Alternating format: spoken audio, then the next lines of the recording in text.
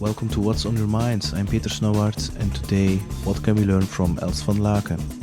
Els grew up with a mother who was an addict, an alcohol addict. When she was 12, she decided to no longer be a victim. When she was 18, she left the house and paid for her own university studies. And then later on, after her journey through the corporate world, she started her own coaching business. I give you almost 2 hours of a deep and a golden conversation with Els Van Laecke. It's a really intense conversation and tackling every topic you can imagine. Her coaching business, her journey when she was young, also how about raising her own children, everything we are tackling, and also self-love and self-acceptance. 2 hours almost full with gold nuggets with Els Van Laecke. Enjoy. Bye-bye. Welcome to What's on Your Mind with Peter Snowart. Every week a guest talks about his or her story, and that story can inspire you to change your own. Here's Peter. Okay, Els. Are you ready? Yes, we are. First question to kick off. Easiest question. Easiest. Okay, I like easy, so let's do it. What's on your mind? What's on my mind? To inspire lots of entrepreneurs today together with you. Okay. And to also get to know you. Okay, cool. Yeah, because we don't really know each other. No, so we don't. If I would have one objective, or at least that spirit that we are together, is to inspire you with lots of positive energy. Cool, and cool. Also the entrepreneurs which are listening. Looking forward to it. Now, we are right now May 2021. A lot of entrepreneurs saw the COVID period as two kinds of ways. There were the ones who saw it as an opportunity, and the others saw it as a struggle and fear. What was your view on this complete period? How do you look on it? Well, the first lockdown, I must say, my business has boosted like crazy.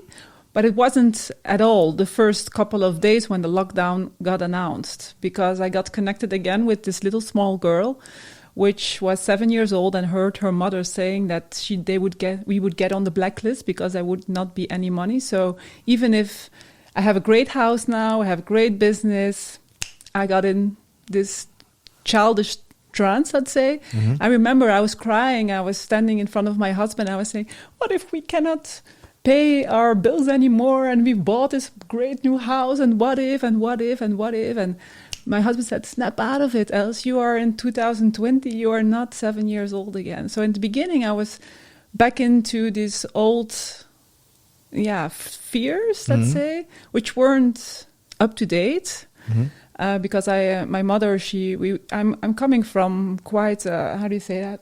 Poor environment where there wasn't such a lot of money. And I heard a lot of my mother saying blacklist is in Belgium the list where if you don't want to get on, because it's when you get on the blacklist you cannot get any loans and everything anymore. Mm-hmm. So after that I was just standing there, and I was so thankful for my husband again, that he was an uplifting energy at that moment. And I said, okay, snap out of it, else. It was on Saturday morning. I said, how am I going to be at service for my clients? And the day after, I sent a mail already. Tomorrow morning, I'm there for you. Get all in the Zoom call. I'm going to give you some ideas, some content on how to deal with everything. And so from that moment, I just started launching a new online program just to be at service. Did a lot of webinars, a lot of free talks, and through that, everything started flowing again. Okay. Now, you mentioned already, you mentioned a lot of things which triggered me. You were 7 years young, young girl, having a kind of mindset of scarcity, because exactly. Something you adopted from your mother. What was the situation, if you want to talk about it, with your mother?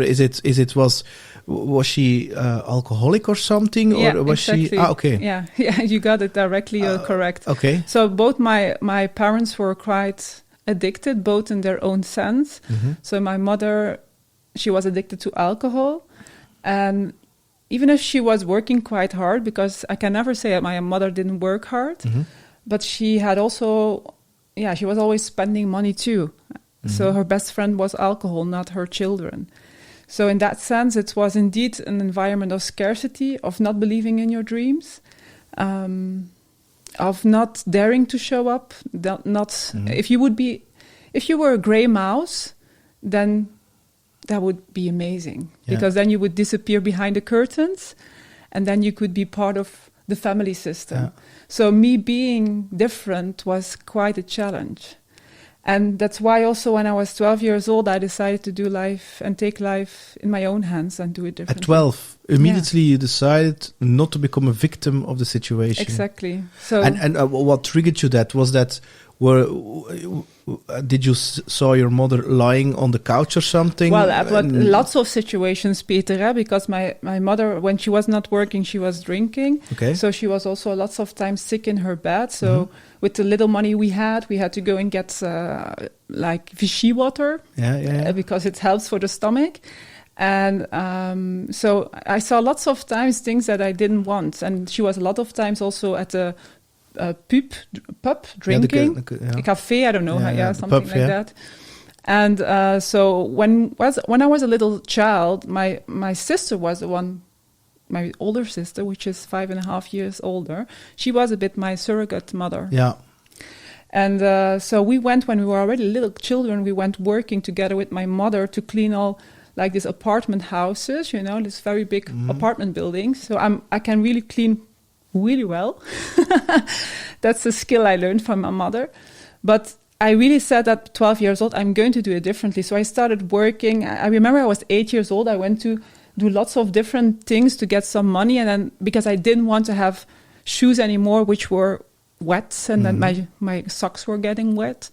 And then I started, really from that moment on, I was just sitting in front of the couch all the time, looking at Sound of Music and Dirty Dancing in loops. And it wasn't a very stimulating environment. Yeah. And so that's why at 12 years, I said, okay, that was the beginning of the high school. And I said, I'm going to do the most difficult direction is not the correct word, but Latin at that moment, most difficult one, so that I can create my own future. And so on the same tendency, I continued and I started doing university, and I got also high recognition for what I did. Yeah. And then I paid for myself lyric school and so on. Yeah. You also paid for your own university? Yeah. I went out of the house when I was 18 years old. And are you still in contact with your mother? Well, that's the interesting part. Now I'm in contact back, I think, 4 years now. Okay. So I was 20 years not in contact with her. It was by accident yesterday, Mother's Day. Yeah. Now, that's a very traumatic situation for such a young girl. So you had to grow up quite early compared to other children, okay? Now, as you know, everything in life is not about the other. You create your own world. Exactly. And also, you have to deal yourself with the traumas, especially in things like self-love and self-acceptance. How did you deal with that? Because I can imagine the first years you are struggling, you're a survivor and you're fighting. Yeah, exactly. But you're running away from your own feelings and putting them away by working hard. And how did you cope with that? Well, I must say, if I'm very honest, till the 28 years old, I did what you were just explaining. Fighting, working hard, creating one surviving mechanism after another. If I look at myself, when I was a teenager, oh my God, the boyfriends that I had at that time, because I was a little bitch, to be honest. And just to protect myself, from not being hurt again, because my mother wasn't there, but my father neither, because he went away when I was 4 and he had a psychic illness. Mm-hmm. And when I was 28 years old, I realized that, I was a high potential at Danone. I was working with Danone and I got everything, concerning my career and everything. But I was quite an insecure overachiever. Yeah. This is a term, I love it so much. It's coming from Georges Anton. It's one of my colleagues, or former colleagues, coaches. And he put that term in, insecure overachiever. Mm. You're overachieving, you always get great results, but inside you are really insecure, but no one knows. That wasn't me. Yeah, too. You recognize that too. Yeah, of course. Yeah. Because you feel insecure, nobody knows, and you use that success, that performance thing to prove yourself that you're worth something. Yeah, exactly. And you think that by achieving something, that these goals or those objectives, that these create also your identity. Exactly. But the big problem with that is it's all external. Yep. So the moment that someone I can really, if I look at Stijn van der Vorst, of David Willems, of Thibaut Helleputte, they were really amazing bosses. And Alex Doré, they're all past my, lots. I can continue. Bruno Fromage, Albert Ragon, they really helped me big times to increase my self-esteem. Mm-hmm. But the moment someone passes that does not do that, you just, there's no roots on your self-confidence. So you're like a very big tree and everything is beautiful, and then someone comes and the tree just gets hit and it's done, it's finished. So what I learned at 28 years old, I started getting coach myself. And how did you, 28, I assume that's like 15 years ago or something? 10 years ago? It was yesterday. Yes. No, but I'm getting 41 on the 21st of May, so this month. The 21st is still a Taurus. So it's a twin. Yeah, it's like in the just on the border. Yeah, exactly. But I mean, coaching, searching for help on your 28.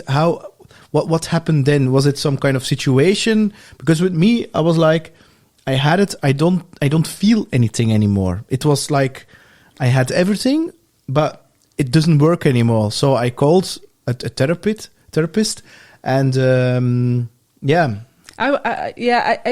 must say it went quite okay till I think I was like 31 or something. But at 28, I still was quite okay concerning my physical health and emotional health, etc.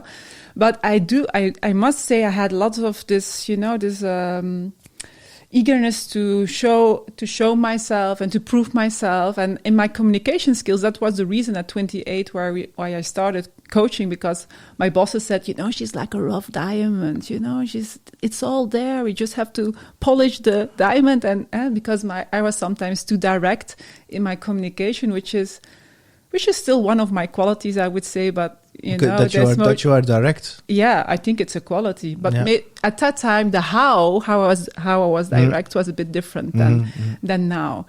But what I realized when I was in coaching, I realized that was the insight that I was that I got everything of validation externally. Mm-hmm. And so I wasn't accepting myself for who I was. I wasn't accepting my mother and my father. I was in the battle with myself internally. And at 31, I really started crashing. I felt what you were expressing just before, like you have everything, a beautiful career, Danone is ready for the next step with you, and you feel empty inside. Yeah, empty. And it's a very strange feeling. It's a very strange feeling, because I had a great husband, a great dog, a great apartment. I was an expat in Danone, Utrecht. It was amazing. It was a great city. And then, I was like, shit, what's happening? And I see myself sitting there in my apartment, and I wanted no contact for a moment with everybody. And then I remember I called my coach, and she said to me, if you now go back directly to work, I'm not going to guide you anymore, because you're going into a burnout. And I was like, what are you saying? No, burnout, no, not me. I can do everything. But it was then the start of really going through a journey of self-acceptance and self-love, and starting from self-worth, because that's always the route to go to self-acceptance and self-love. And then the second route next to self-love is the acceptance of your mother and your father, where you're coming from. Can you now see them as a kind of, I wouldn't say a gift, but they were trying to teach you something? Well, the thing is, they teach me that I could be present and where they could not. And they teach me that also that they choose for their traumas, and I can do differently. Yeah. And I can guide people now so that they don't need to stay there in their blockages or in their destruction in one way or the other, or in their defense mechanisms, but that they can come home to themselves. Yeah. So the mess you were in is now your message. Yeah. But also my mother, I have accepted her for who she is. When I go there and she's still alive, my father died when I was 17 years old, unfortunately. But my mother, I'm so glad now, through all the work I did on myself, going through systemic work, trauma work, all these things that I cleaned myself up, let's say, I got the opportunity to reconnect with my mother after 20 years. And now my children know their grandmother. And I know, when I meet with her, I can talk to her. We have done things that I never thought were possible. A certain moment, she got a heart attack, and I was sitting lots of times next to her bed.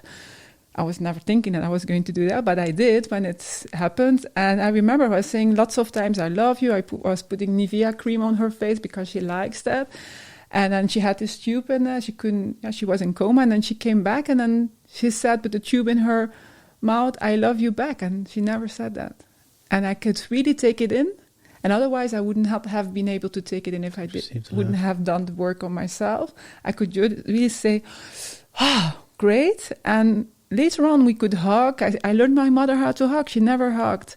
And at a certain moment, I was in the car talking to her, and I said, how come that we never had physical contact? And, I was craving for that moment. She said, I never learned how to do that. I said, okay.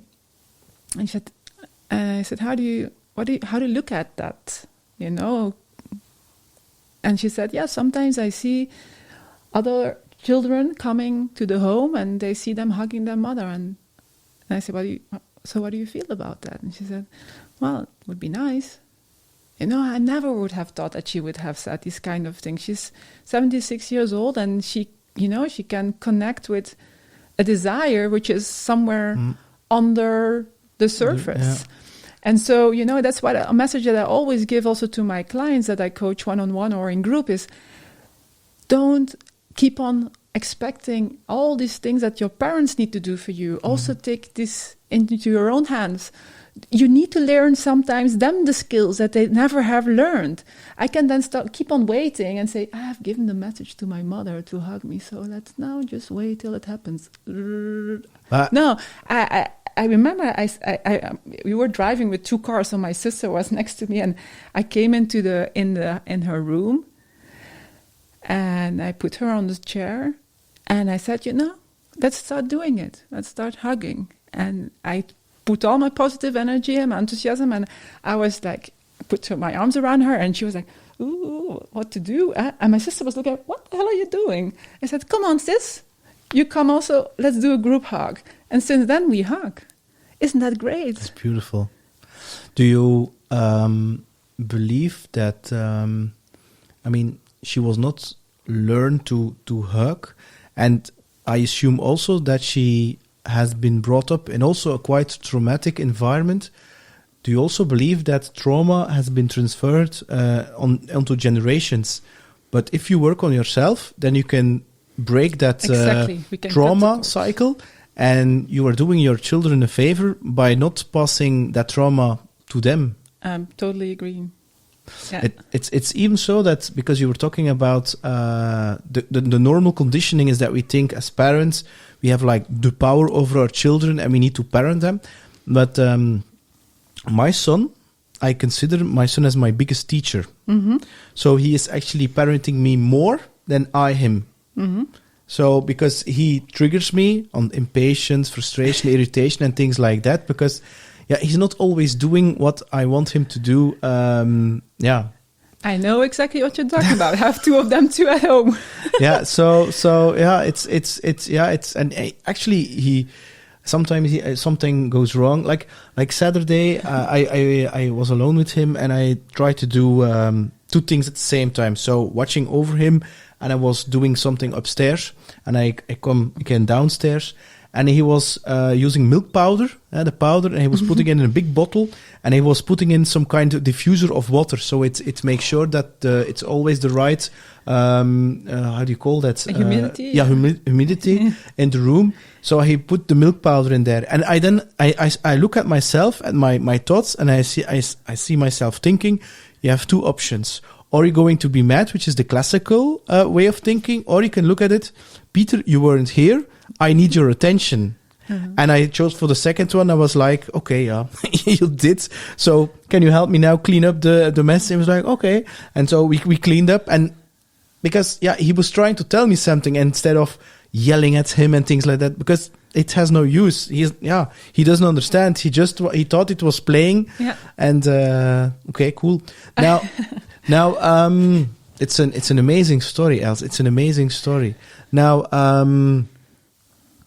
the whole mindset, personal growth thing, okay, from 12, then you become, on your 28, you're like a coaching practice.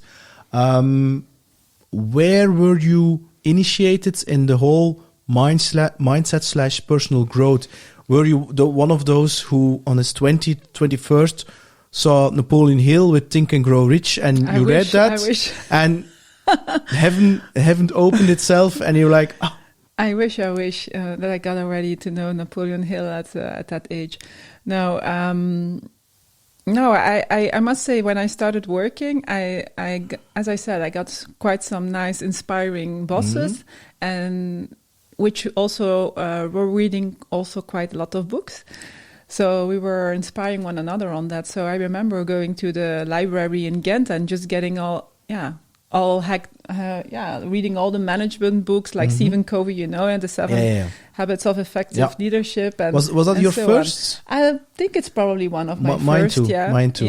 And that, opened up quite a lot of things because Stephen also talks about visualization, for example, which was at that time... what the hell are we talking?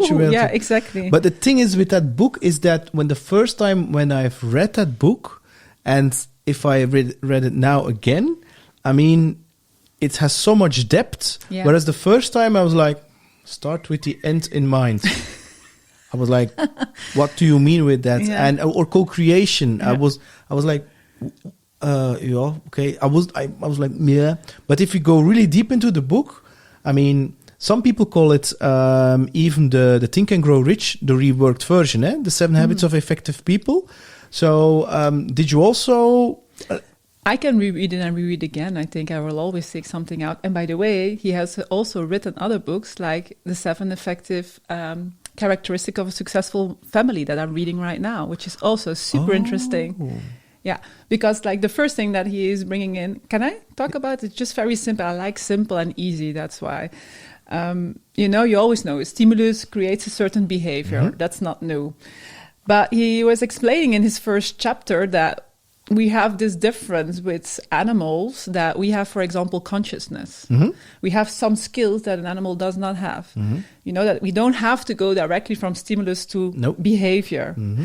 And so he was taking all these skills. There were 4 skills, and he was saying, so if we combine that means that we have a liberty of choice. So we can never, ever give ourselves any excuses anymore to be in the victim role, because we have that choice, which an animal does not have. And so all the time we can put on the pause knob, or do on the break, like you were doing at that time with your son, saying, okay, let's do like 2 seconds of break. What's my choice here? I can do these both sides. And I like the way how he writes because it's so easy. Yeah. And that was his first additional in this chapter. It's about having a nice family. But I saw one of his live talks, and he also admits that sometimes he gets angry on his sons also. Me too. So it's me too. Oh, it's an interesting book. I don't know it. I'm going to buy it. Thank you. It's very nice. But you also, I don't think we have to be. Well, one of the things I've learned as a mother and as a systemic coach is that, or trauma coach, is that you can always heal at whichever age. Also your children. Yeah, that's true. Because even if you do your best, even if you have healed yourself with whatever... Exactly. I mean, your children will be traumatized anyway. Exactly. So... But it's true. The more you clean yourself up, that's what I believe, the more you are, let's say, clean up, fresh, the more centered you are, the more options you have, the more flow you have within your company as a mother, within all the different roles. Yeah, that's so true. it always helps. It always puts you big time forward. Yeah, and it's how do you say that? It's then you can be a conscious parent. More at least. More at least. So, but there's no such thing as perfection. But for me, I mean, even when I meditate, he is sitting on my lap since he was born. So for him, it's like the most normal thing there is. So he's drinking his milk, he's sitting on my lap, and then for 20 minutes, and then he goes to sleep. And then I can feel his breathing also slowing down. Yeah. Because he's so synchronizing with you. Yeah. So because if I'm in like a state of frustration or irritation, he's going to project that or mirror that also onto me. So yeah, I think a lot of parents can recognize in what you are saying right now. When you're angry or you're annoyed or this or that, your children also start being more annoying or more busy or making more sounds. Yeah, and also, and it sounds a little corny, but and I know it's not 100% true, but if I look at him, especially when he's sleeping, for me, I can feel for the first time unconditional love. For sure. Yeah, no doubt about it. And it's a very strange, it's like, I mean, people say love is an emotion, but it's not an emotion, it's some kind of state. Yeah. And you can really sense that. Yeah. And I think that's I think that's one of the most beautiful things you can experience. Beautiful state to be in. Yeah. Unconditional love. And as a parent, that's also our role, systemically wise, that we give unconditionally and the children can take. Yeah. They don't have to give to us. Are you also, I mean, your children, do you also give them like personal growth books already or mindset books? It's a good question. I have lots of, I started doing with them meditation and sometimes I draw cards. Mm-hmm. And my older daughter, she also started giving already in our Yes to Me foundation. We have a foundation for children, teenagers, abused men and women, and also concerning happy parentship. We have some free workshops, and she is doing also already with me the workshop for the children. I'm Super. It's called the class I'm Super for between 8 and 12. So she's my very co-trainer. So that's great. And they also repeat lots of the sentences that we use. So, for example, it's like a mantra. So we say it all the time, I'm okay, you're okay. And so, for example, if I would be a bit tough on myself, then my children come and say, Mom, you're okay, yeah, as you are. And these kind of things they learn, and they learn to other children.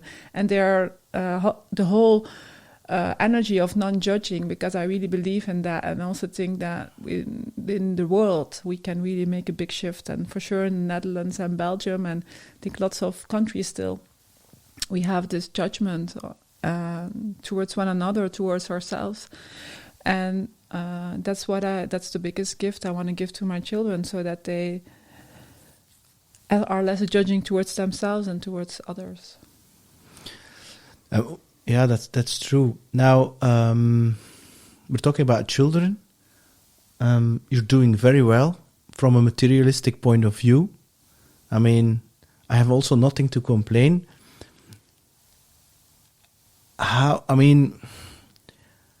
They are getting everything, I assume, what they need.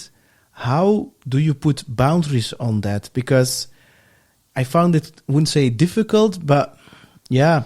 Well, I must say, the first time that my daughter came at home and she said, someone in the class said, "Mom, that we are rich." I was getting hysterical. I was really scared. I called to my colleagues. I said, "What the hell? She's, there people are saying that we are rich.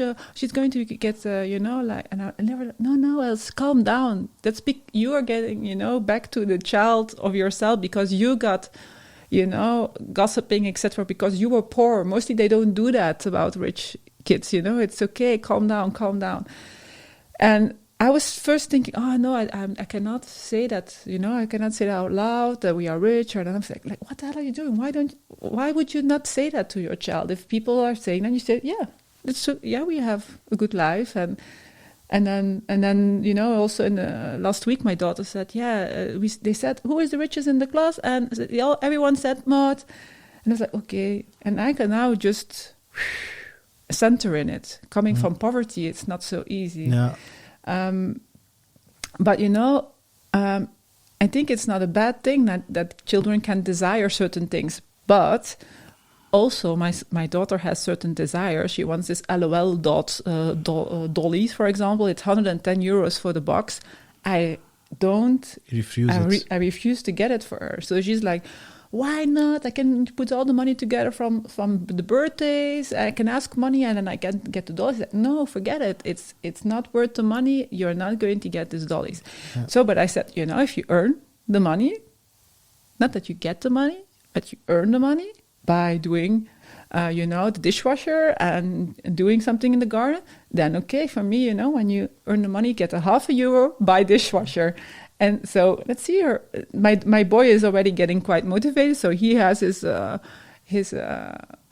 card almost full for his first €5. My daughter, she's relaxing into it. So let's see, they don't get everything that they want. And if you imagine your what's the name of your daughter? Maud. And the boy? Thibaut. Okay. Now, if Maud and Thibaut, when they're 18, and they say, Mom, sorry, I'm not going to go to university. I want to dance. I want to play guitar. I'm such a guy. Mm-hmm. From my 2, I knew that I wanted to play guitar, but I wasn't allowed. I was allowed, but as a hobby. But I could not study that officially, so I had to study something in university. And I'm not complaining about the trajectory, but I'm still playing guitar and still playing in concerts. And so, but what if they would tell you that? Now it's okay. The first time when my daughter was, I think, 2 or 3 years old, she said a certain moment, because she loved cleaning, she said, I'm going to be a cleaning woman. And I was like, what? No, you're going to be going to school like mommy did, and no. And my husband said, calm down. I mean, she's 3 years old. So she likes cleaning. It's just okay. And then, from that moment on, sometimes you just get confronted with own desires or own fears from the past. And now it's just clear. I mean, I'm an entrepreneur now. I didn't know all this information when she was 3 years old. You can do whatever you want. You don't need any degree when you are an entrepreneur, for example. Mm-hmm. So she can do, he and Thibaut and Maud, they can do whatever they want in life. And my husband has the same way of thinking and feeling. So we'll support them in every dream that they have. Yeah. Although my daughter already says that she will become my manager. My boss, she said. Yeah, and Thibaut says, I will be the number 2. Dad can stay the number 1. I will become the number 2 in his company. Cool. Now, you just mentioned having a degree or no degree, you can become an entrepreneur. I have a degree in economics, and my wife, she has like a degree in photography, and for her, there are no limits. And she's a very creative person. And she has like 2 or 3 businesses. And I had to de-learn stuff in order to reprogram myself. I don't say school is bad or university is bad. But I also have to admit that it doesn't train you first as a kind of an entrepreneur or growth mindset. And I had to unlearn quite some things to, for instance, it was not recorded yet, but when I was 25, 26, I was working in a startup in Ghent, and I remember the CEO, founder, because I was his assistant, and Christophe Spieler, I also had him on the podcast, and he is what they now call a serial entrepreneur. So he creates software companies, he sells them, and then he creates... And he said to me, look, we're going to the US, we're going to sell the company. I was like, you can't. You will not be able to do that. So he really played big and thought big. And I, as a former West Vlaming, in terms of mindsets, I have nothing against West Vlaanderen.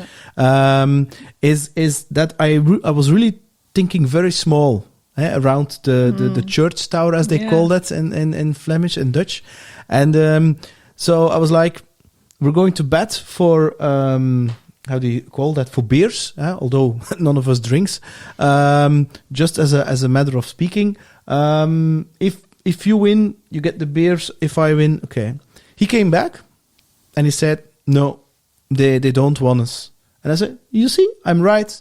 No, you're not right. Wait, they just said, in that time, I'm talking about 2003. Yeah, 2003. So the word startup in Belgium was even not hip. It was even, they called it a small company. And they said, it's not invented here, they said in the US. So what he did, he said, we're going to take a very old gray-haired guy. We call him CEO. We put him in some kind of San Francisco. It's a US guy. And we're going to open their mailbox. And then we're going to do it again. 6 months later, company sold for like millions euros. I'm like, And he did that over and over again. And then I learned the biggest lesson ever. Never, ever think small. Yeah. If you can think it, you can achieve it. And of course, a lot of people, I saw that also with my wife when she was, she worked in fashion. And at a certain point, there were reorganizations. And she called me and said, I don't have a job anymore. I don't want to work for a boss anymore. I want to open my own shop and I want to become a photographer and so on and so on. I said, you have to do whatever if that's your dream, do it. But the environment, should you do that? Isn't it insecure and blah, blah, blah.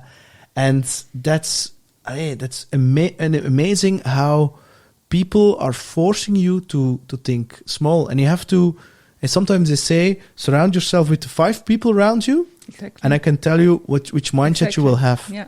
So if you want to become a millionaire or whatever, you have to surround yourself with people who also think big. Exactly. When did you discover that thinking big, or was it just? As I said, I did. I believe I had it when I was this 12-year-old girl. But was it? I mean, was it something? Was it was a silent voice? Did you see that visual of that? A girl in the rain and she's like, and then under it says, do you remember her? Yeah. Get her out again. And I was that little girl, that was and I remember that when I became a coach and I was in the coach world, I got again pushed down again. I was in Danone. I could play big there. It was great. And then in the coaching world, it was like, don't be so enthusiastic. Don't be that. You have to calm down. You have to be zen. You have to be this. You cannot work on yourself. You have to work together with other coaches. You cannot make it. For sure not in the Flemish Ardennes because no one will come there. Forget it. It only happens in Brussels and Antwerp. And I really felt, no, I'm here for bigger reasons. I'm here for a bigger mission. I really am the self-love unlocker. I need to do this in the world. And I was like this chicken, that you couldn't just fly, but your wings are cut. So you see just the opposite side, and then you fall down again. And then I was like, shit, where is my 12-year-old girl? She's gone. I have to wake her up again. And that's what I did. So I started working hard on myself and I woke her up again. And then I went for my own dreams. And in that sense, I really felt like playing big. We should never, ever let someone else keep us small again. Yeah. And it's the same. It's not only other people. Let's be clear. It's a lot ourselves. Yeah. So is that voice in our head, that inner dialogue, that voice of... how do you say that? It's also beliefs, yeah. And the voices that people told you when you were a child. Yeah, or you interpret it. Yeah. Because it's not always words that were said. First first of all, in the first years of our lives, it's through our body imprints. Yeah. So you can already feel very insecure as from a baby onwards. Because, for example, there was not a lot of eye contact. No. So these things need to be cleaned up. Or even hugged. They even say, exactly. When you don't hug a baby, it even can die. Exactly. So there's a lot of things that we can re-imprint in our body. I didn't know it till 3 years ago myself, because the methods that I was using at that time, or the learning masters that I had at that time, always said that, something that happened in the past could not be really healed. And a certain moment when I was using my own methods, I started really seeing that I was not only getting healed, my inner child didn't only get healed, but all my clients all my entrepreneurs were getting these great results only after 2 weeks. So we have to stop saying that for example, say, I have an imposter syndrome. Okay, so good, thanks for stating that. Let's now get you forward. Yeah.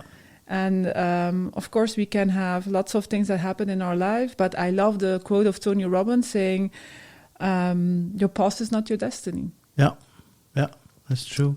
So it means we can change every moment. Yeah, and we can start all over again every day and try and write a new chapter. And every day we can decide playing small. And sometimes people say, yeah, but I don't want to be international like you, or I don't want a million business like you. It's not about that. No, it's not about It's about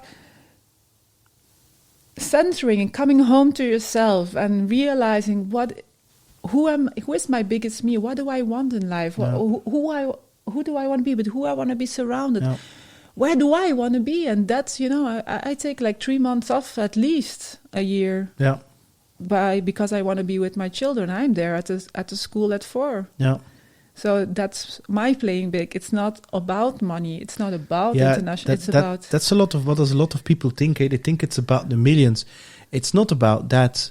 It's really about why and what's the intention behind it, and it's what's your mission, what's your purpose, what is driving you forward. Because if you drive on that, you first of all live lighter, and you don't need any external validation anymore. Yeah, exactly. So we can take distance from our biggest fear, which is the fear of rejection. Yeah.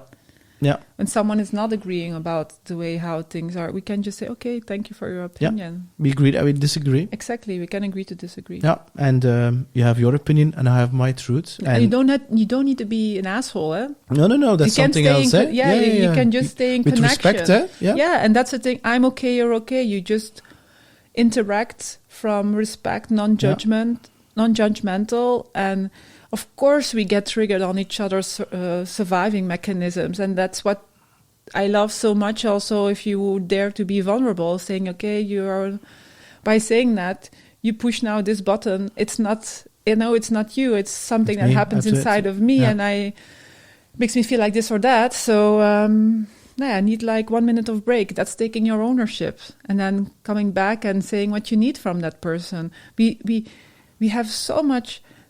We are so fearful of expressing what we need from the other and from ourselves, and allowing that. Yeah, I followed. I just ended in the 3 months coaching, and with a coach who is normally coaching women, Muriel Marie, and it's also from a alcoholic, traumatic background. And one of the things that I discovered was creativity and passion. And because I was really focusing on the male energy, performance, results, and objectives. And by slowing down, getting into that creativity, I tapped in things that I never thought was possible, like writing a book, creating songs, something I never would imagine. And I think that you, how do you say that? You can, sometimes you can call it a path, but I don't think it's a path. I think it's some kind of circle where you always come back to the same point, but a little deeper. Mm-hmm. So what are the areas right now where you are working on for yourself that you... Yeah, is that inner child, that fear? Well, we have a lot of breakthrough tools that we use for guiding companies, or because I have 2 companies. One is towards businesses, companies, and otherwise versus entrepreneurs. Yeah. We use a lot of these breakthrough methods, and what I doing right now for myself in my own development is, next to the fact that I'm being guided 2 or 3 times a month, because I think it's important for a coach to do that. If you're not getting coached yourself, how can you coach other people? Yeah. There's lots, there's like, I think 95% of the coaches is not being coached themselves. I don't understand that. It's crazy. It's crazy. Because the thing is, for me, a coach, when the coach has not, because I have 2 coaches. I have a male from around 70, and then I had Muriel for 3 months. The male coach is like for 2 years already. Because I like to change some coaches from time to time. But if the coach has not scars on their soul, I would call it, I mean, it stays some kind of mental, theoretical thing. And I'm like, I mean, I don't believe you, you see? Because... And it sounds a little strange, but if, like your story, I'm like, okay, she has really lived through it. And if you have the guts to say, no, I'm 100% perfect, I don't need to be coached anymore, you can't. You're human. Yeah, exactly. I'm totally agreeing. So for me, what is my development point of what am I interested in right now is in developing more my yin power. Yeah, okay. And I've done a lot of yang power to survive, of course, with my story, as I said. But the last years, I'm developing my yin power. And I'm working to increase every day my energy frequency. Okay, yeah, okay. So, for example, you can... The fact is that you feel more positive. That's... So one of the things that you can do, for example, is really be careful on what the words you are using. Yeah. You can talk mismatching and you can say the things that you don't like, or you can talk in matching language, which is talking about the things you like or you're grateful for. It's an easy thing, that you can shift or change. So I was just before today also realizing, I started talking with someone and we were talking about some things that we didn't like, and I said, I'm there again. So okay, let's go back. What are the positive things? And you feel directly the shift in the energy, the shift in yourself, the shift in the room. And do you journal? Because you're talking about gratitude. You also in the beginning of the day or the end of the day? In the beginning of the day. Yeah. And journaling about the 3 or 5 things, persons, whatever? Lots of things. I always say things where I'm grateful for, what I also want to invite during the day, and the lessons that I've taking along. Yeah. And in my journal, I also write on my own meditations. I also use several techniques to get answers in my meditations. I also write these things down. And sometimes I don't journal neither. Sometimes I'm like, there's 3 days past, and I put my book again. And I think that's very interesting and very good. People don't be so hard on themselves when they forget it for a couple of days. Then it's like, or it's this or that, it's black and white. No, just get your journal back. It's like brushing your teeth. I found it a very good example from Simon Sinek when he was talking about habits. So I like visual because 70% of the people is visual. He said, when you don't brush your teeth for a day, you also don't say, now it's fucked up, I'm not going to brush my teeth never, ever again because I forgot it. No, you just take the brush. Do we do it again? You do that, you take the toothbrush again. And the thing is, because if you step into the trap of a must or neediness, so you have to do that, I mean, then again, that's not self-love. That's not accepting yourself. It's okay, it's happened, and you have the next day you can do it again. Do you have this mildness? Self-love is mildness, being mild to yourself. Mildness, tenderness. Tenderness, that's it. Do you have some kind of morning routine, like the journaling? Yeah, do you meditate? I do is, I do meditate and yoga in my bed. Yeah, me too. And the meditation, is it like on your breathing, or is it mantra, or you do sometimes it depends? It's a mix, but it's like a scan of my body first of all. Body scan. Yeah. That's what I do. And then it's another kind of breathing exercise that I do in the evening versus in the morning. And in the evening, I invite my body to come to rest. In the morning, I invite it to wake up, to be energized. And sometimes when I have a question, I use what's called Akasha Chronics. I don't know if you know. It's a kind of like live book that you can go and talk to. And then if I have a certain question, I can I can ask questions and get ideas, and then I'm fresh on my ideas to start the day with. Yeah. And then before then I finally start, I take my journal and I write down what I want to be grateful for and what I want to invite during the day. And in the evening, also meditation? In the evening, I must say it's a bit depending. I sport a lot. Okay. So I sport between 3 or 5 times a week. And what do you do? Is running? Spinning. Running, exercises like a power you go training. to a gym or you do it at home? No, we have our own spinning bikes.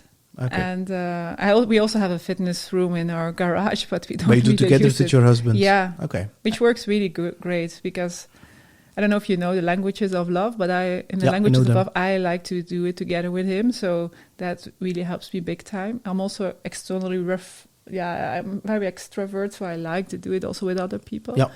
To do the sports. Meditation is something else. On Thursday, I always do yoga for 3 hours and then in the evening. So I think it's very important to take care of yourself. In the evening, mostly when I go to sleep, I just invite my body to take a rest. And also sometimes everyone has it, of course, these kind of to-dos that sometimes pop up. Your unconscious mind can park them. Mm-hmm. So you can write them down in Evernote or OneNote or whatever, but you can also say to your brain, hey, give me the list 1, 2, 3 tomorrow morning. Okay. And I just say that, I find it's like something else. Okay, that's number 3. 1, 2, 3. Give them to me tomorrow morning. And then I park them in my mind, and then I can just again invite to go to sleep. I always have my diffuser on with lavender oil. Yeah. I use lavender. I use a lot of essential oils. And that helps me to sleep deeper. How long have you been together with your husband? Oh, that's a good question. We are now 11 years or 12 years married this year, 12 years. And I think from 2005, so which is, help me out here, 16 years? Yeah, something like that. Yeah. What is the secret of a good relationship, of good marriage? Because you sound very happy in your relationship. But 12 years is already, you're not in love. You're in. I am in love still sometimes when I look at him. He's very masculine and is very sexy. So sometimes I am still in love. But indeed, it's and really... children, business. Yeah. What I think our secret is that we have this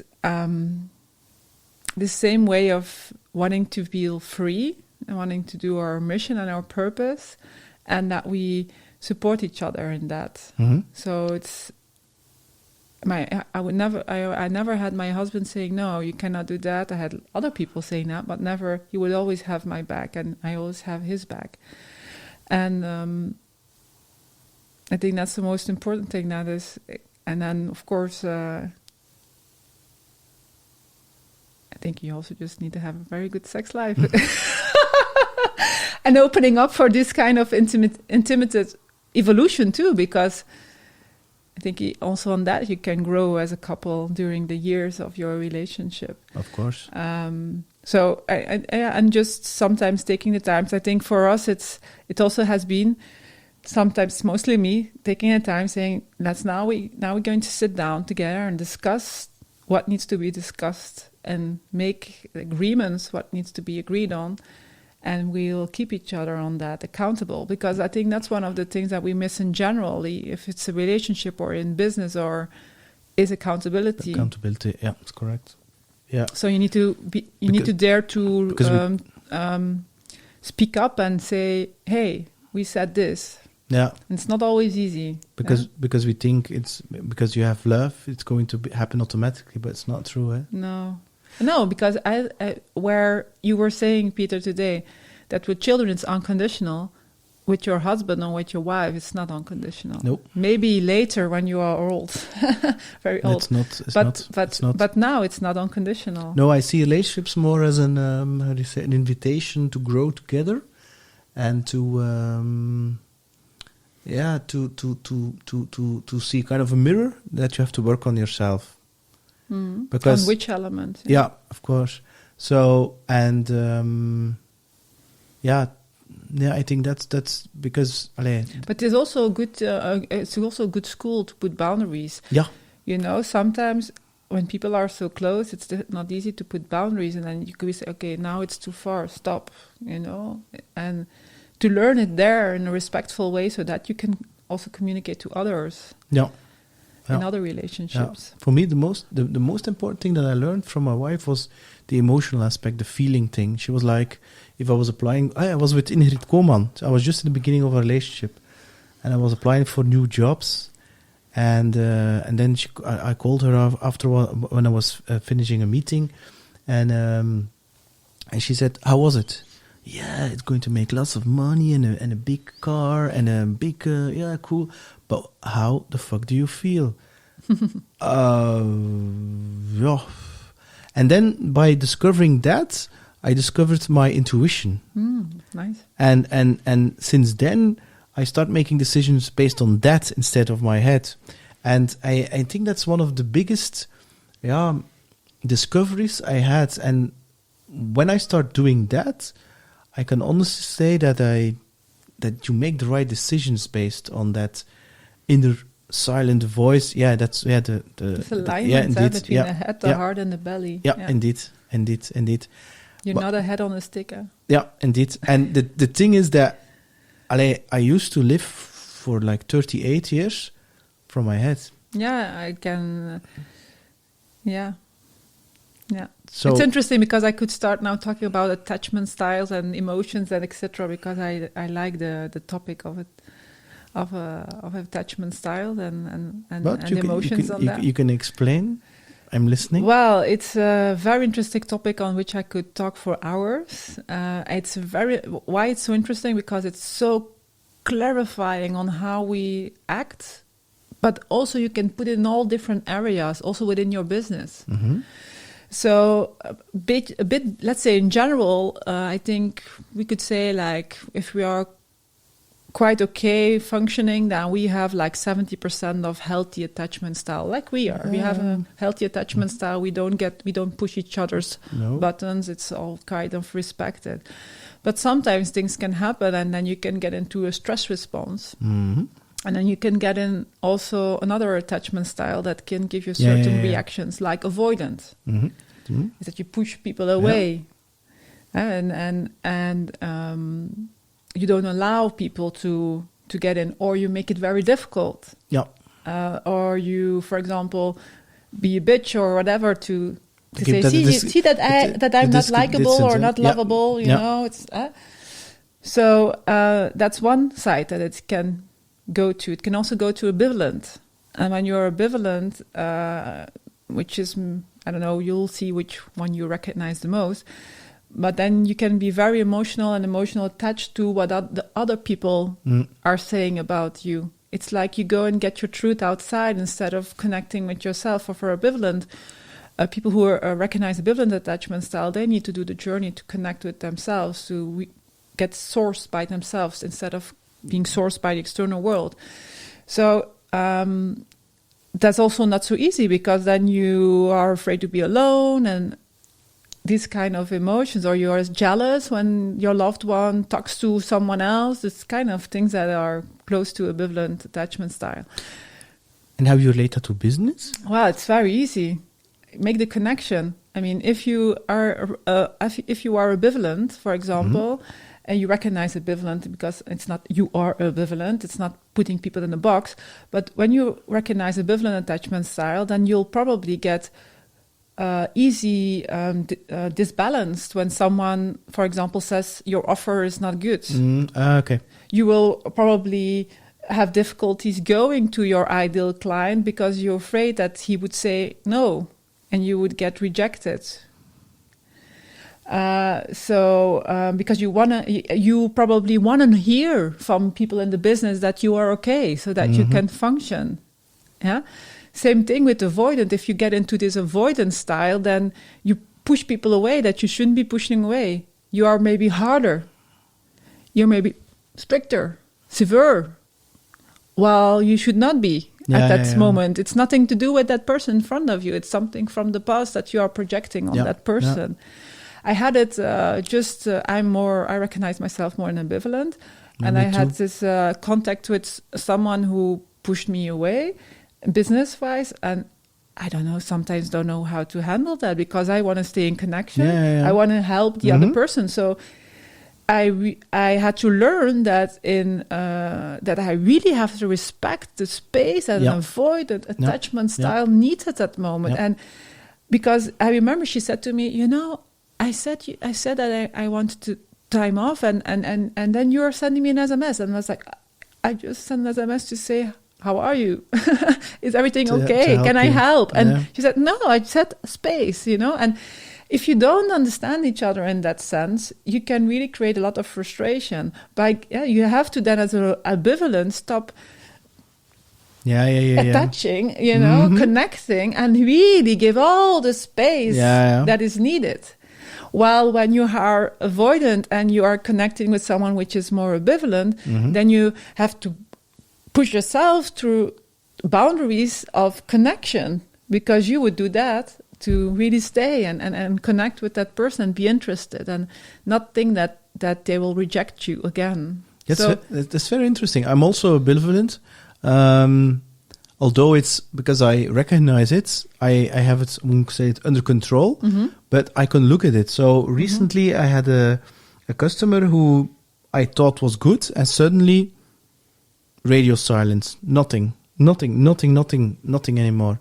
So I called a couple of times, nothing. I sent a message, nothing. And then I was like, what the fuck should I do with this? And of course, like you're saying, I had to I was like, try to connect and to see where I can help, because my intention is pure.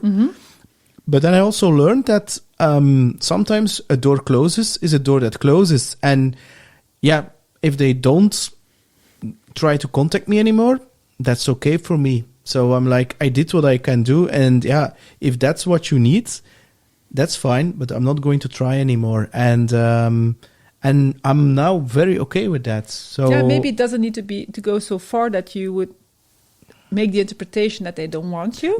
Because that doesn't always have to be. It's not always like that. It's because they also go in their own fears. But that's what I knew. I knew she said that from the beginning. I have lots of traumas, lots of fears. So, sometimes you say direct. I can also be direct, because I also can be, and I consider it as a positive point. Exactly. Intense. And for me, that's okay. And I can imagine that a lot of people like too much. Like this type of conversation, a lot of people think this is quite intense and deep, too deep. They're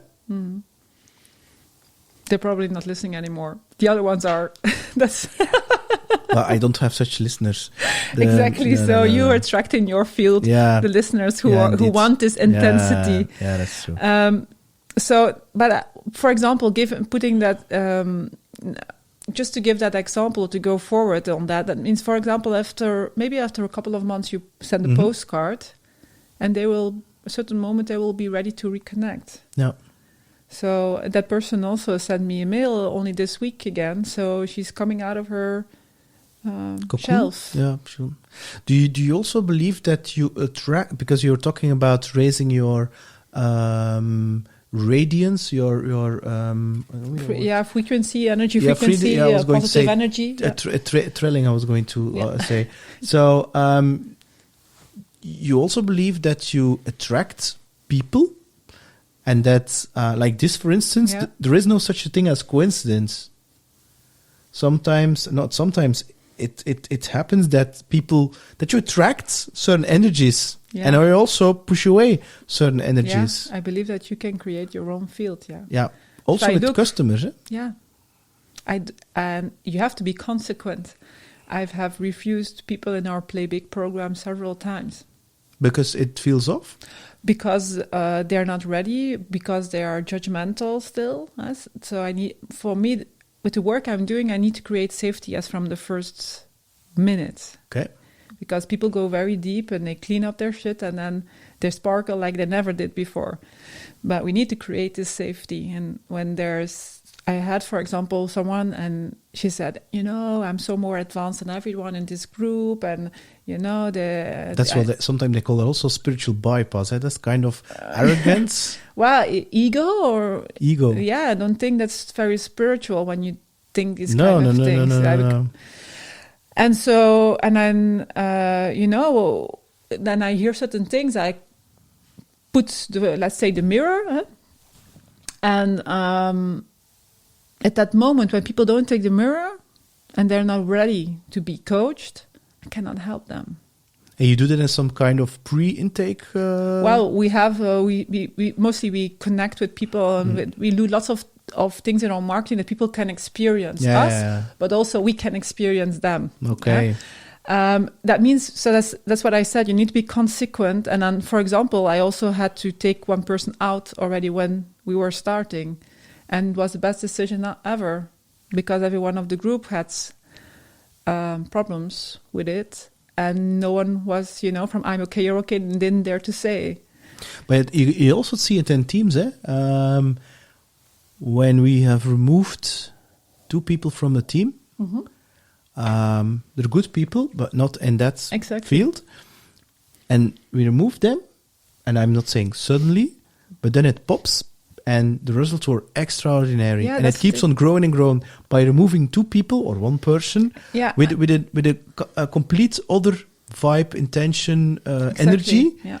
And you think, 4 is better than 3? No, it's not. It can even be the most competent people, but it's about the attitude. It's about the energy. It's about, in my field, there's only uplifting people with whom you can be yourself, people who will stimulate you to be yourself. And sometimes, when I'm like this weekend and confronted with a new bakery lady, and she's like, I like a bakery woman or bakery lady, and she has really great, I don't know, coffee cooker, I don't know, biscuits that you can eat, breakfast biscuits. Then I'm like, I'm so glad that she's normally not in my bubble, or not in my cocoon, or not in my field, I think we really can also change lots of people, not everyone, not her, but, other people that you come and pass by on the street, you can smile. You can say something positive. So, I'm very severe on that. I'm really maybe even a junkie on that, to really...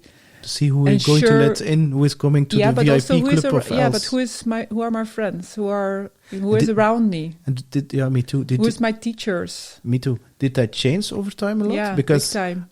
I know lots of people, but there are not a lot of people who I let in.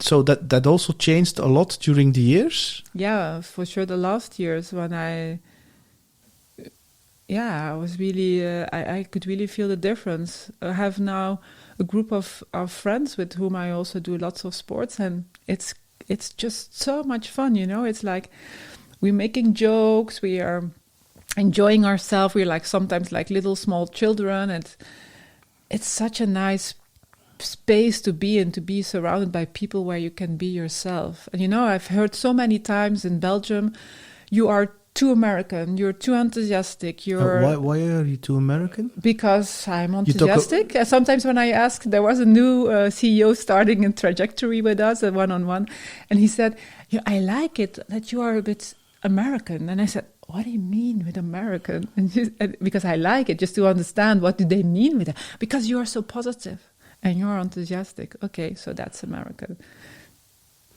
But I know why they say that. It's because we're not used to that. We're trained to see the negative part and to stay in the middle. Yeah, even below. Look at where, for sure in Belgium, when you look at the catalyst and everything. Yeah. So it's like you cannot have a good life. No, that's what we have to break through and have. Everyone is allowed, has the birthright to have a good life, and the good life can be filled in based on your play big version. Whatever that means. Now, Els, you're 30 plus. If you would go back, if you would go back in time with a DeLorean, because you mentioned Dirty Dancing, I played even Sunday, The Time of My Life of Jonathan Warnes and Bill Medley, or was his name? And what would you... And you would meet the Els when she was 18 and she was standing in front of the university building. What would you say to her in terms of advice, or what would you say to her? That everything will be all right. And who is Els Van Laecke within 10 years? I even get tears in my eyes, yeah. Yeah, I see it. Yeah. Why? You feel again what she's feeling? Well, she was only 18 years and she went out of home and she was working, to pay university herself and everything. So she felt quite lonely sometimes also. So and everything will be all right. And everything is all right now. Yeah, yeah. It was also all right at that time. It was already so much better than where she was coming from. Yeah, it's such a story of strength. It's something I admire, because I didn't know that story. I knew there was something in that space because your colleague sent me your bio, but there's a difference in reading something in a couple of lines and then hearing the story. I have tremendous respect for you. Thank you. Because I was searching you on the internet like an hour ago, and I was like, can I find something? It was like mindset and things like that. And then you see the depth, the foundation of you, of Els, and it's amazing. Now, within 10 years, who are you? I'm just me, like I am now. I'm just evolved, of course. I will have grown in my insights, and but if you would ask someone who knows me 15 years ago, I mean, I'm still that same Els. I'm just grown in my positivity, and so I will keep on growing and being positive in life, inviting life. Listening to the universe and what the presents that they want to give me. And 10 years, then my daughter will be 18. Yes. And she will be standing before maybe university or not. Holding your so hands. That will probably be also another part of my life. And letting go of her hands. Yeah. Cutting the... I know. I know. The cord even more. And probably I will be, that's one of my ideas, to be one of the most asked, not coach me only, but the most asked coaches in the group of Europe. So the first country that we want to conquer is Denmark, and Sweden. I really like people because they're so open-minded there. And also direct, eh? And they really match. We are working like 60%, no, I'm not saying it correct. 45% of our clients are Dutch, from the Netherlands. From the Netherlands, from the Netherlands. So let's say in that direction, so there will be more present in Europe, and who knows, even beyond. And they're very... Compared to the Belgian mindset, they're very... even the Netherlands are years ahead, but even Denmark and Sweden are very innovative. Eh? Yeah, I like it. It's, It's in terms of adoption... But the thing is that, concerning, still with the work I'm doing, I'm still quite pioneer in what I'm doing, combining all these things like you were saying before we started the conversation, business with spirituality, with mindset, with body-based trauma work, with systemic work, all combining these things is quite... still new, for sure, combining it with marketing and sales insights, for example. Yes. And also the fact you don't look like some kind of ayahuasca eating female with like long hair. And wait till I put my hair up. And screaming namaste, which is nothing against that, but it's.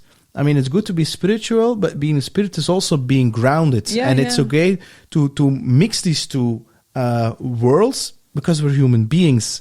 And the business is then an extension of who you really are.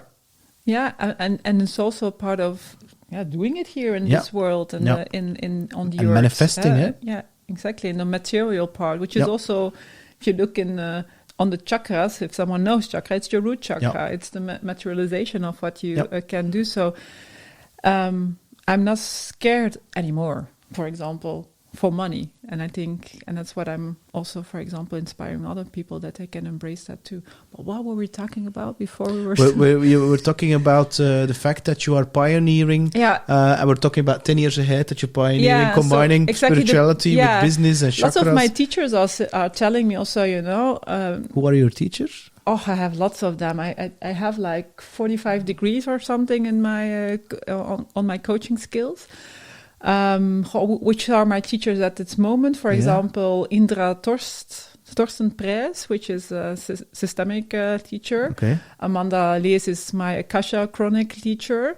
I have Andrea Wandel, which is my body-based trauma teacher. So these are kind of the people who are coming up right now, but I have lots of them in the past also that I could honor. I could make a list of so many people.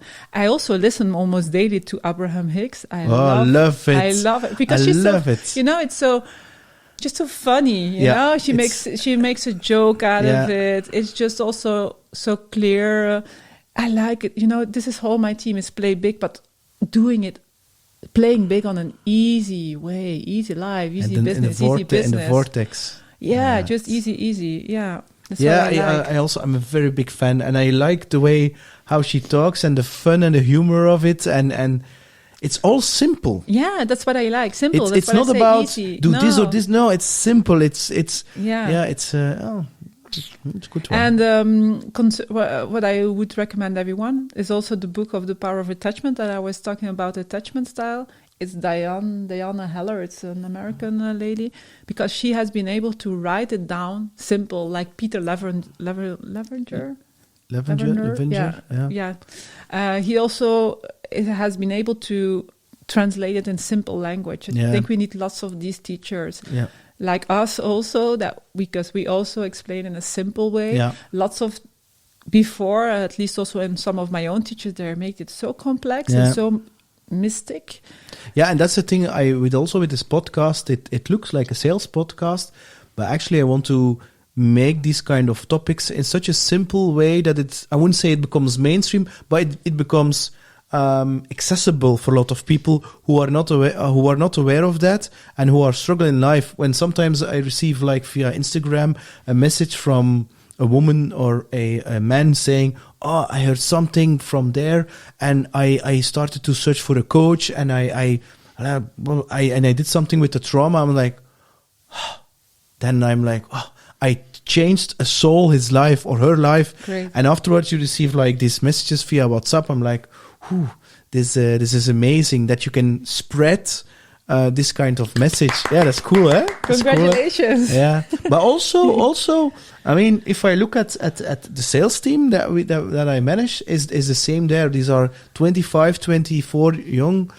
people, and people ask me then, are you doing some sales training and managing pipeline? No, hate that shit. Fuck it. I only do personal growth and mindset with them. So it's about recognizing please behavior. So this is to please, thinking that they're small and things like that, and becoming the best version of themselves. And okay, they don't want to read yet, but they are injected with that. And my heart is so enthusiastic when I see them grow and saying no. Like today, Peter mentioned to me, no, this because I said, do you really want to work on that project? Because like a couple of months ago, he said, I want to work on that project. It's a big prospect and blah, blah, blah. I said, do you really want to work with that? Because I know them very well. I don't think it's a match, but you decide. It's your decision. And then there came an RFP, so a request for proposal, so a tender. And he called and he said to me, Peter, I'm going to do a qualification. I'm going to call them and see. And he said, just feel. And if it feels off, say no. And he called them and he said, we're not going to participate for this and this reason. And the prospect was like, and blah, blah, blah, and I don't care anymore. And he was like, shit, and I have invested 2 years in you, and you give me this arrogant statement? We're not going to participate. Thank you. 1 year ago, he would participate in every tender, and it was like, and it takes I have to work so much, so much work, and blah, blah, blah. And he's now, no. And then in the evening he came, Peter, we won that deal. I was like, you see, and it's working. It's all that. Yeah, it's You're energy. an amazing manager. Yeah. But I'm not a manager. It's a leader. I hate the word manager. Exactly. You know. Yeah. I mean, a manager like on top of them, but I'm under them. Yeah. And I think that's I think that's the most important thing. But that's the leader, is the role model, is the one they follow. Yeah. But I also think that it's something maybe you do. Is bringing that. Mix of business, sales, marketing, personal mindset, a personal growth mindset, and spirituality even into the more business organizations. It's essential. Yeah, but it isn't there yet. It's very pioneer work still. Yeah, I consider myself and also the work that you do as like 3 to 5%, especially in Belgium. But because, like I mentioned before, but the people who open up for it, the ones that get attracted by ons, for example, by you or by me, and like you were saying, who open up to go for search for a coach, as you were mentioning on Instagram, etc. You change these people's life. Yeah. So the people all the people, I get goosebumps everywhere now.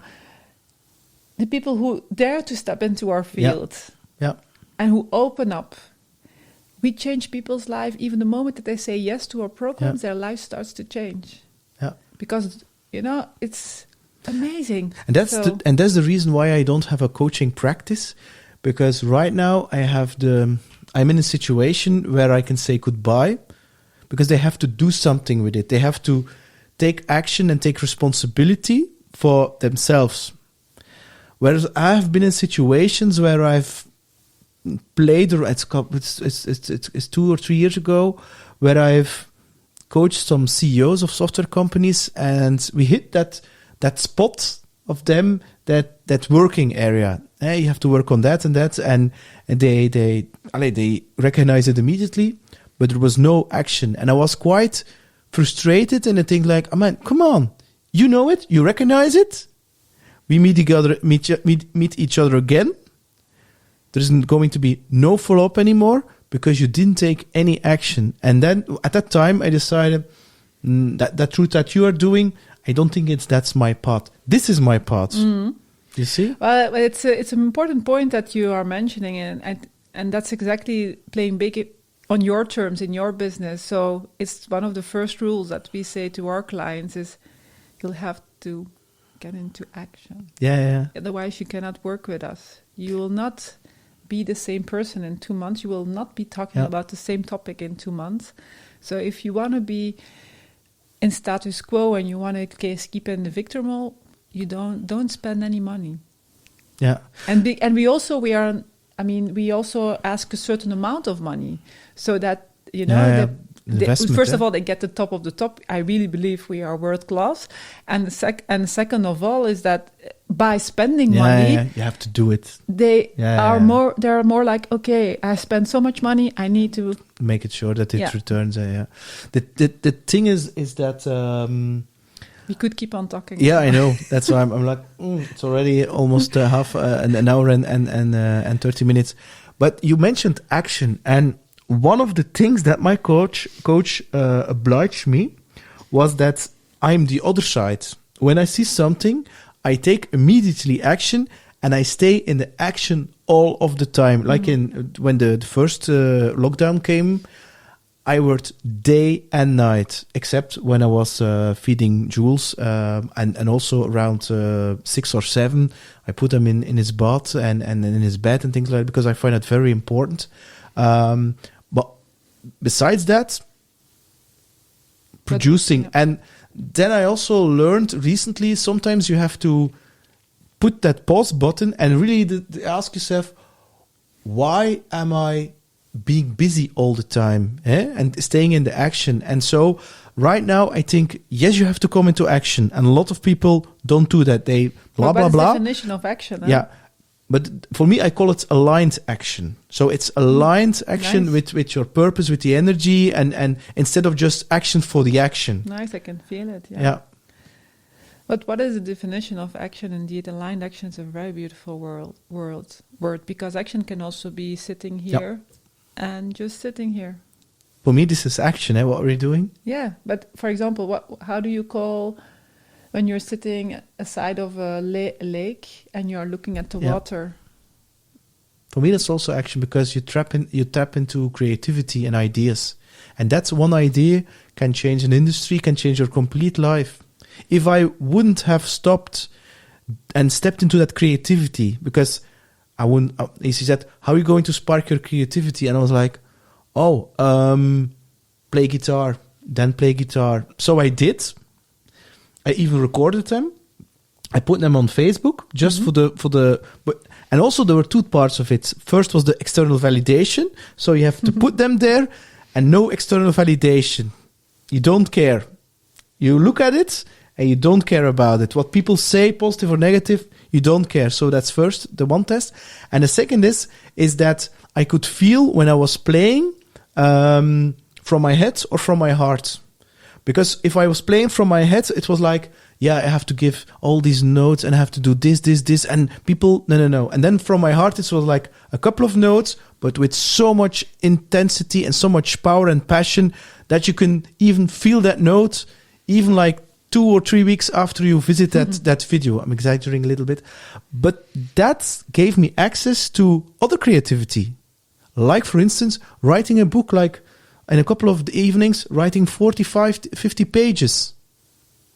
It's a total other action. And suddenly all the opportunities came. A podcast masterclass, then another masterclass, then a selling masterclass, then another selling masterclass. So all courses of things that I learned, and I'm going to sell that. And I would never, and it all happened in a couple of months. Yeah, so the thing is, as an entrepreneur or if you're a business, or it doesn't matter, you need to indeed work on your alignment. Yeah. And as we said, head, heart, belly, connected with your why you are on this earth, what is your purpose, what are you bringing? And when you can align with that, with these two elements, then you do not feel fearful. You don't feel this panic. If you invite your soul extra, it does, for sure not. You will not feel any. So the thing is, indeed, what is the definition of action? Sometimes it's, for me, for example, I'm going towards a business where I work only half time, and the other rest of the day I can maybe just sit and tune in, or be in the forest, or doing yoga, or swimming in my pool, which I'll have normally in a month or and a half. And then indeed you can become even a bigger magnet. Yeah, that's true. Because a lot of people think it's the doing. No, it's the being. A lot of people think it's do, have, be. So they do a lot of things, then they have lots of things, and they will become somebody. They'll be somebody. But it's just the other way around. It's be, do, have. It's about that being. Yeah, but to be able to do that, sometimes you need to act. Yeah.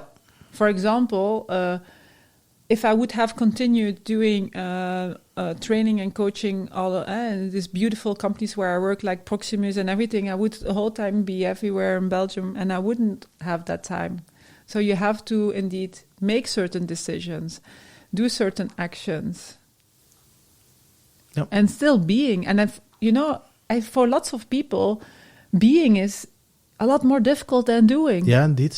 Because they have to feel.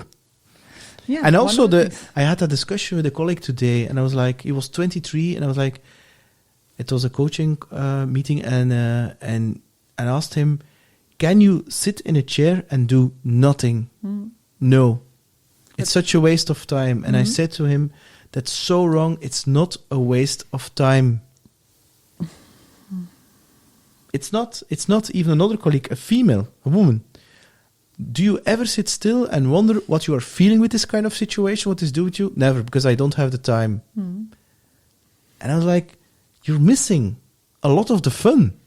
And also the fact is that maybe one day you're going to be in a place which is going to be so far from who you really are. And life is going to put you on your knees and tell maybe should they do things differently?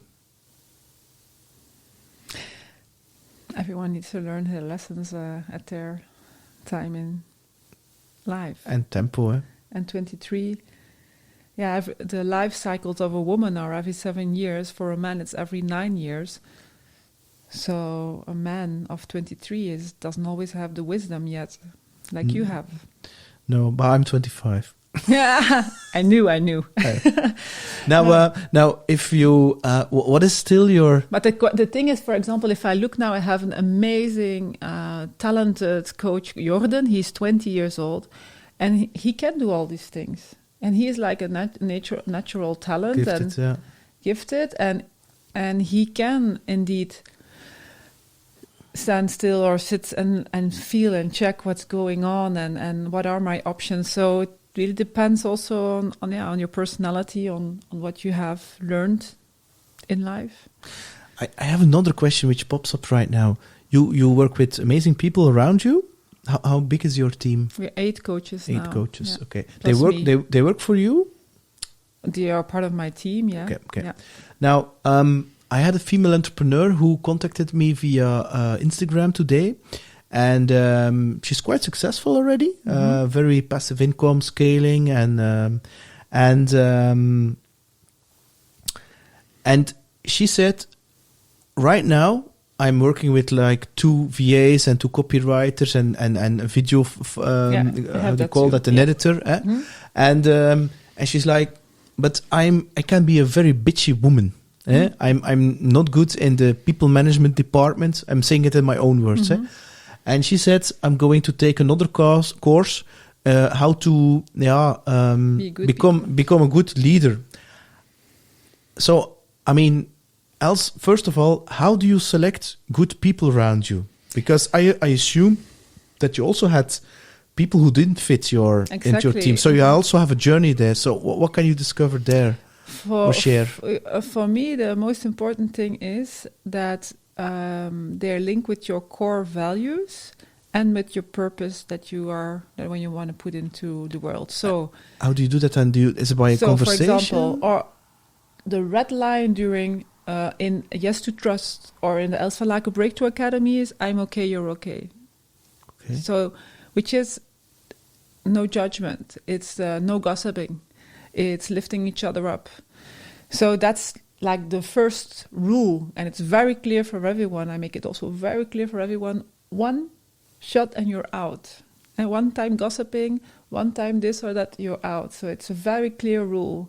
And because we give so much energy and so much focus to that other part, saying gratefulness, uplifting power, helping each other, all my coaches are saying, we never had this environment, like I never ever had that in any of the companies that I worked for, what we have here as a team.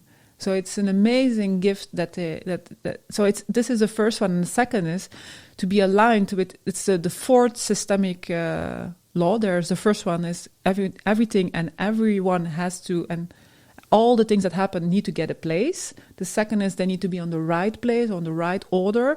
The third one is that there is giving and taking in balance. And the 4th law is that there should be destination. People need to connect with the destination of the company. So they all connect with the destination to help entrepreneurs and businesses to build trust within themselves, to come home in their body, to see that they're okay as they are, that they can embrace their family's history. So work towards that self-love. So they feel it in every fiber of their cells. And then, so this is my coach team. I also have a lift-off team, and the lift-off team is the team that is executing is kind of an ugly word. Is lifting up all the marketing and the sales, so that that someone is working on active campaign, marketing funnels, someone on the website, someone on the graphical design and so on. And also there, I keep on going till I have the best ones. But how do you do that then? How do I do it? First of all, I screen their CV. That's based on their competences, but that's the easy part, let's say.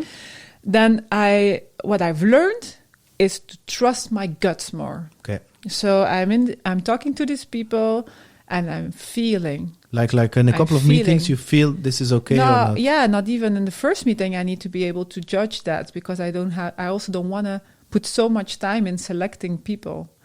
So what I do is I feel a lot in what they're saying, and what does my body say? How happy do I get by connecting with that person? When at the end of the conversation I decide, could be something, I give them like very small little jobs to begin with. And based on that, I can very easily see their competences, their speed, and their ability, yes or no, to handle my speed, because I have a high energy. So if they cannot manage, that's something that I decided. There was one of my clients, and she sent me this quote because she was handling the same thing in her team, and she said, it was, I don't know, if you cannot take the heat, get out of my kitchen. So I'm a really great leader. I validate them like crazy. All the lift of people like me and love me, but they also know that my expectations are high. I don't like it, for example, when there's a mailing leaving of 2 years ago because the funnel was not put on. Sometimes I do sell based on that one mail that is from 2 years ago. I'm like, what? There's 10 things. What did I sell? What is this?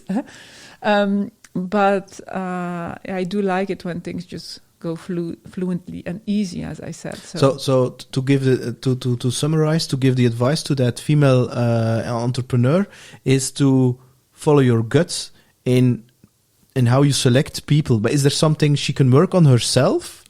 Yeah, for sure. Because concerning this bitchiness, that's probably also because there's still hardness. Of course. Yes. Hardness towards herself, hardness towards the others, judgment towards us. If I, for example, I'm honest, there's still one function. Sometimes I'm saying, why does it take such a long time? I can do it faster. While on the other functions, I'm quite okay with it. So she'll have to work on that hardness and connection with people, because if you really want to work with great people, you'll have to be a nice person to work with. Otherwise, they will say, fuck you, I'll go to somewhere else. So again, I'm coming back. I'm sorry to I'm okay, you're okay, which is from transactional analysis also in a grown-up way of talking to one another, respecting one another, seeing the strengths. In my team, I work with the people on their strengths.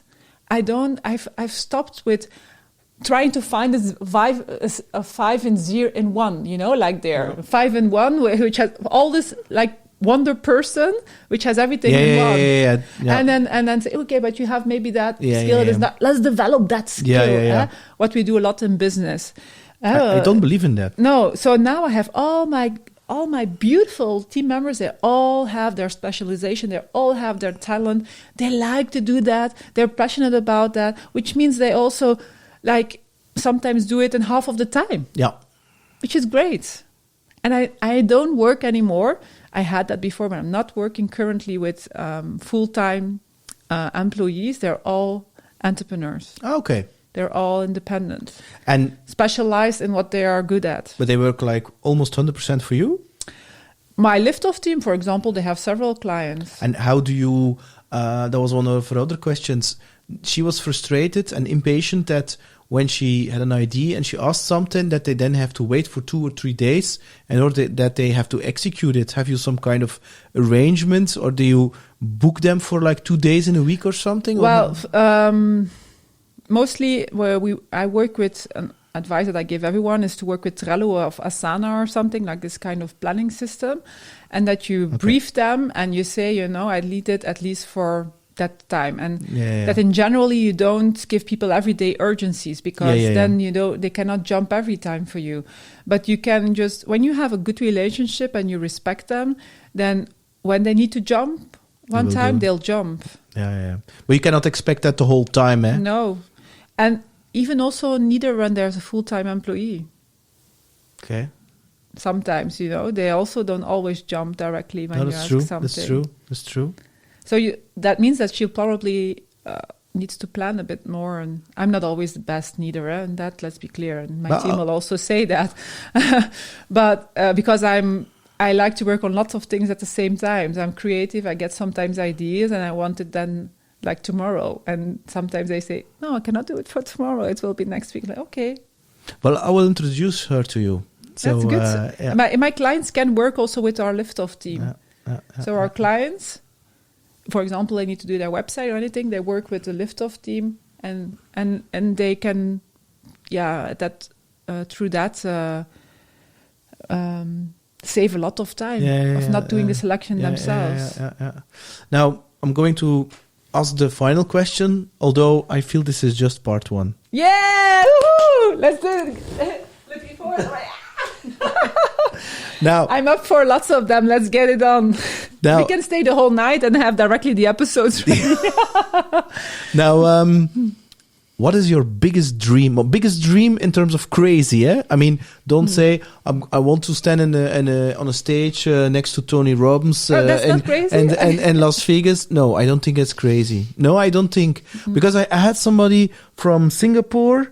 I think it was episode like 20 or something, and she said, I'm going to write a book, and I was like, what is your biggest dream, crazy dream? And she was like, I want to sit next to Oprah next year. That's cool. Okay, yeah, but her words were just getting cold, and she was immediately number one on an Amazon seller. So her book, so I was like, you're going to get there anyway.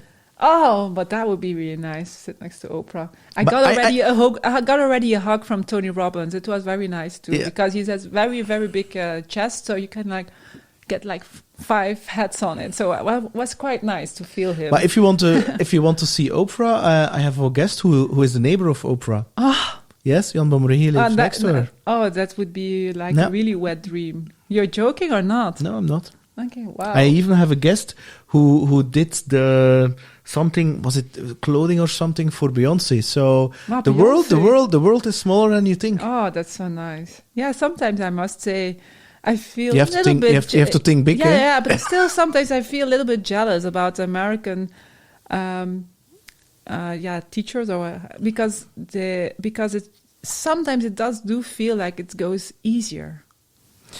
And probably it's not the case. It's just. I think it's again a limiting belief, because last night I was looking. I don't know where I got it. I was looking at the biography. I was searching on YouTube of Gauthier. Gauthier is his real name is Wouter de Bakker. They also call him Wally. He's actually from Bruges. He was born in Bruges, but he lives in Australia, and he had a multi-million hit about someone I used to know me or used to think me, or it's like in 2011. He's actually born in Belgium, but he lives in Australia, and so he was. I remember I was in Las Vegas in the plane, and there were somebody you used to know. That was the song. It was a huge hit in 2011, and and I saw it on the small screen on the plane, and I was like, damn. You made it. If they are showing your clip on a plane in the US, but he's actually from Bruges. Yeah, exactly. And so he doesn't carry money. So he lives in Australia. Yeah, exactly. He's like a multi-million US dollar or whatever artist right now, and he even ripped some of the notes from a 60s record, but that's another detail. And so I think it's I mean, look even at music. If you look at some the guys from Tomorrowland or some young kid from Martin Garrix who plays big concerts, I'm like, yeah. Or even what's his name from Brussels? But his friend is a French singer. He sings in French or in English. Forgot his name, and he's huge in the US. Papa Way is one of his songs. And his real name is Paul Stromae. Stromae. Yeah, right. I mean, he's big in the US. I mean, no, so exactly. It's. I mean, Coldplay was here playing in Brussels. The first concert like years ago. Was amazing concert. Because you catch me on you catch me on not playing big myself here. Ah, okay. and Chris Martin from Coldplay was taking his guitar. He was playing some kind of riff. He was looping that, and he was actually covering a song from Stromae. And Stromae was standing in the crowd on his feet. I mean, cool. When Coldplay is covering your song, I mean, come on. Yeah, so crazy. And you think in Belgium it's not possible to conquer the world? So yeah. No, yeah, exactly. Thank you. So thank you for that mirror. I like it. I like it. You'll keep in my system for a couple of weeks now. You know that this mirror. I like it when people challenge me. So that's good. The crazy dream. Yeah, if I really tune into that, it's going to be maybe it would not sound so crazy, but for me it's amazing. If there would be like 1 million people following our Play Big Me program, going into this acceptance, going more into self-love, through which, and I can start crying now, through which they will heal lots of the children in their system. So not only their own children, but their grandchildren and all the kids to come behind and the generations to follow. Yeah, that would be wow concerning leaving a heritage. That's beautiful. Thanks, Els, for sharing that. Thanks for coming over. I enjoyed it a lot. Yeah, it was amazing. It was one of those conversations. Yeah, it's intense and I will never forget them. Yeah, thank you very much for allowing the intensity, for allowing me to be me, and for allowing what needed to reveal to be revealed. Thank you. And there's going to be part 2 because I heard today that ABBA is going to record again music and they're going to tour again. So you're going to go to Denmark and Sweden and they're from there. So woohoo! Allez. Off we go. Hey, it's Peter here. Thanks a lot for listening to What's on Your Mind. Looking forward to your opinions and comments. And don't forget to subscribe on psgrow.com and leave your email address to stay tuned for future episodes. Bye!